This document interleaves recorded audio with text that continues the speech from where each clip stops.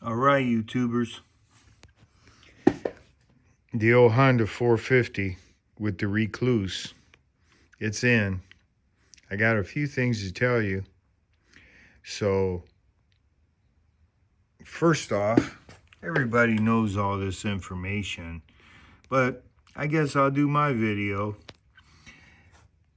because I haven't found any videos that I felt were adequate, even though a lot of guys they do show you, which is great, and I'm happy for everybody to learn. But I like to teach too, but I just don't have a camera to that is adequate to do the video as you're working. So what I do is I try to tell people that you can do these jobs. It's not hard. And all these people making tons of money, you could be using that money to buy your tools.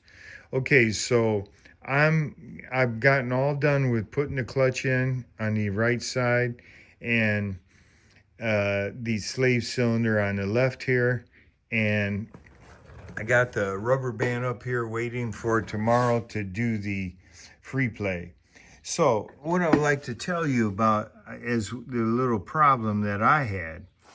So on your old slave cylinder, there's a back to it. So you can see where that light aluminum, that is on your old slave cylinder, the original slave cylinder. And you don't, no one tells you to take this piece off and put it on this piece. You do have to take off your bleeder's bolt. They do give you, I can't believe it, but they do give you two washers. I forget what they call them for, to seal it. I know the words, but it's just when you're doing videos, it slips your mind real quick, and you have to come up with it real fast. So I just pick anything. But I went to put this on and found it wouldn't. I was like, this ain't no way it's gonna fit, because this piece is still on the original slave cylinder. And I guess maybe it's just me, but I had to take it, I knew it wasn't going on, so I had to take it back off. And I looked at the instructions. Nowhere did it tell me this, but it did show the, what do you call them? The little, they go into blocks and stuff to guide things. It's like guide pins. There's one guide pin between this block and your original. So if you don't take that off, you won't see that, but you need that too. So you got to take that. There's three of them. There's one here, one on top, and one of them doesn't have one. Oh, let me see. Yeah, there is three. Yeah, the one that I thought didn't have one is in between this part, these two pieces. So that's why I thought there was only two. Oh, okay, there's one here that goes into the block, and one between the block and the slave cylinder. The block that goes on the back of the slave cylinder. It comes off of the original slave cylinder. And then there's another one down here on this bolt. So there's three. This one doesn't have one, and this bolt and that bolt is just for this bracket. Okay, so, but that one does go in. It's a real long one. It goes into the block. All right, and all right, so that's enough of that. And then this little part, this little Allen head here, you will screw this in. Once you get this on, it's already bled. You already got it bled.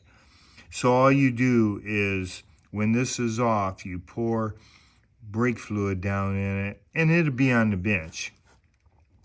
And you will screw this in and out, and then you will push on the back side of it, you will push the piston in, and that forces bubbles out the top, air bubbles, and then you just keep doing that. The book tells you that.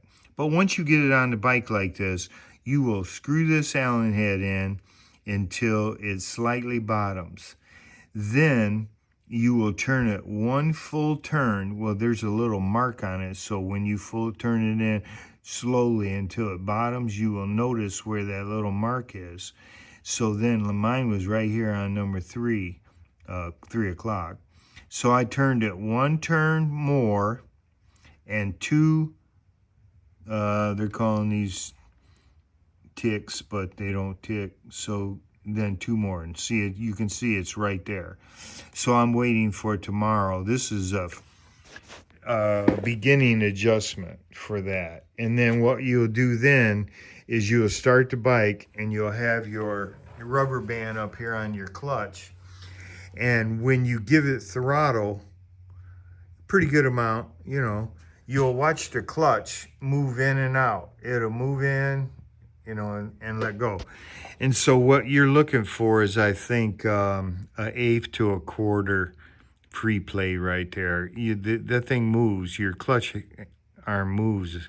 So you know, and then like if you need more, you probably go in with this, you know, Allen head right here. You probably go in, and I would only go in like a half of one of those turns, depending on how much you need, or out. If you got too much, you go in, I think. I just haven't looked at that part of the instructions yet because I'm going in the house and I don't care anymore. I'm done. Okay, so anyways,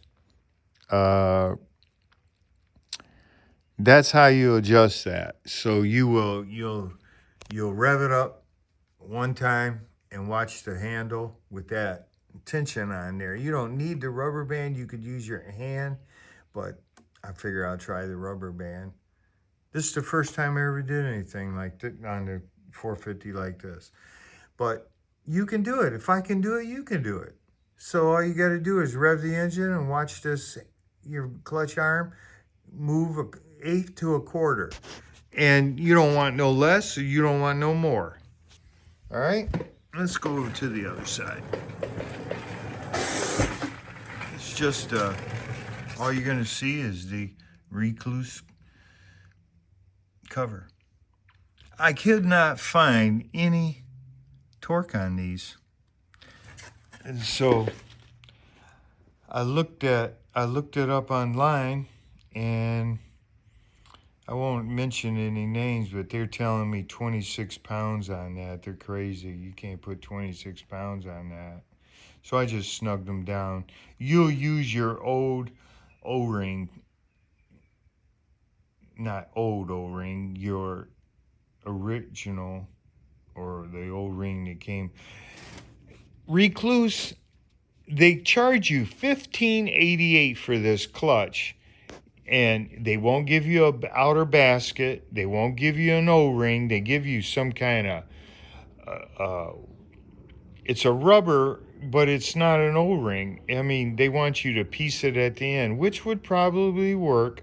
But is that any way to treat your customers at $1,588?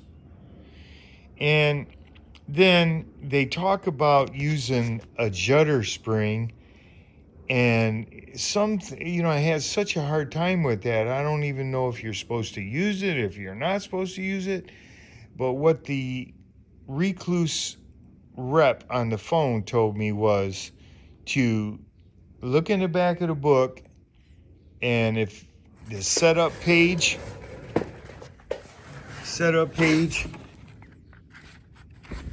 put it in just like that. So that's what I did. Right here, there's a judder spring, and I forget what they call that other spring. It's behind the judder spring, and then they got a friction plate. It's a smaller friction plate that allows the judder spring to fit here.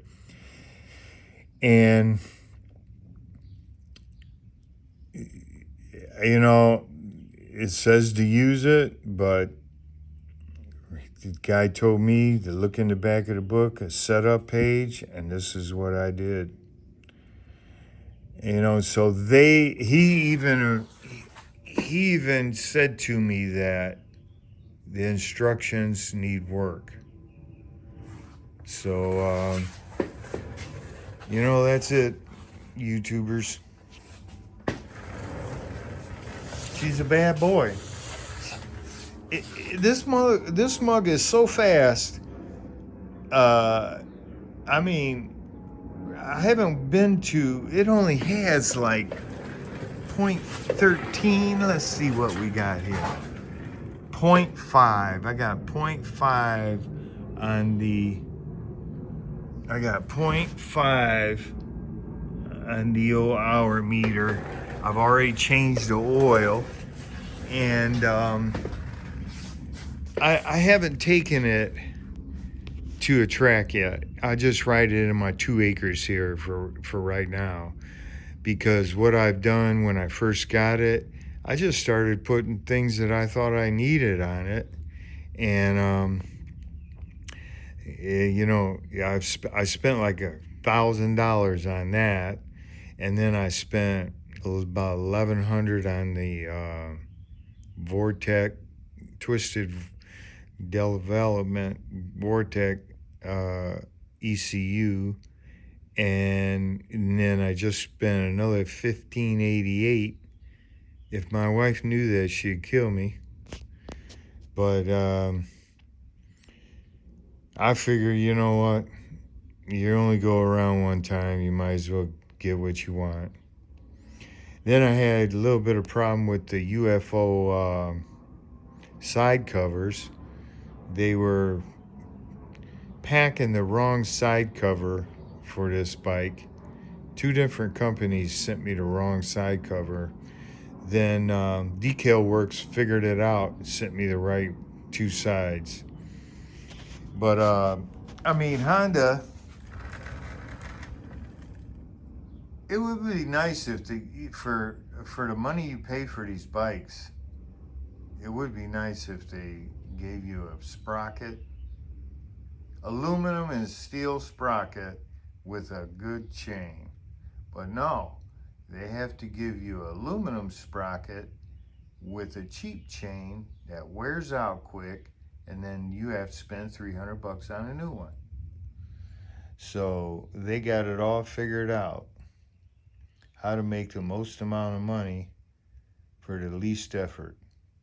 They'll put good effort into the bike. I mean, this bike is fast, man. This bad boy, you better hang on, because she'll pull a wheelie on you before you even know it. But the only thing I do not like about it is at the bottom of the throttle, from idle up just a little, it's real jerky and jumps out there. I mean, you didn't mean it to go 0 to 20. You wanted to go 0 to 5 before 20. But that's why I bought that Vortec ECU, thinking I could get that out, but I didn't. So I figured at the same time I'll buy this Rekluse clutch and see if I can get it to where it stops conking out. It only conked out on me one time, but I didn't like it because the bike sits up real high. I'm only 5'10", and the bike sits up real. Well, here's another thing Honda did. They put you a spring in it that you got to buy a new spring, because I'm 200 and I had like 120 sag when I sat on it, so I had to torque the spring down until I got 105. And then I do have around 33 or 34 static sags. So I figure I'm okay right now, but I'm going to have to change that spring in the shock. And so I figure, well, I don't know why they put a 48 Newton meter springs in the front forks when they could have at least put a 5 up there. So they put a 48 in the front and I think a 5 in the back, which they should have put a 52 in the front. Why not put heavier springs and let the little guys buy a new spring? Why do the big guys always have to buy a new spring? I mean, I don't think that's right. I mean, yeah, I'm being picky about it, but that's a lot of money to be dishing out. So, and then I'm not a track guy. I thought a RX 450. See, I wanted a KTM 300 XC. That's what I wanted. And then the XC used to be better than the W, and then they fixed the W better than the XC. So then now everybody wants the W instead of the XC. So, and so then they went bankrupt, screwed me all up, and the dealers were kind of trying to get all the money they can out of you, being pricks, wouldn't sell you the bike for a normal price. So I kept holding it off, and I ended up buying the wrong bike. I thought the 450 RX was a woods bike. I thought I could ride it in the trails and stuff, which you probably can if you got a long enough, easy curve trail, but you're not going to go real slow around a tree and all that without conking out. So that's why I'm going to check this Rekluse clutch out. If it's no good, I'll check it out. It's not a big deal. I'll just eat the money, That's what you got to do. But okay, YouTubers, I appreciate you guys watching me, and like and subscribe. And I'll get better as I go along with my videos. I apologize for not being able to show nobody anything. I am an auto mechanic. I do like working and showing what I do. Right there's my auto mechanics. It's just old and I haven't renewed anything. But I do like showing people what I'm doing. I wish I could do that. That was my main goal when I started doing YouTube videos, to show people my work, because I do good work. But as it stands right now, I'll come back and this stuff so far, none of this stuff is really that hard. Just read your manual and get into working on the bikes. You're not gonna jump out of cooking school and jump right into auto mechanics and be the baddest dude around. But if you stick with it, little by little, you will be a good wrencher. You got to learn your tools. You got to learn everything. So it's a lot of fun. It's rewarding, and then you get to ride the dirt bikes. So later on, and God bless y'all.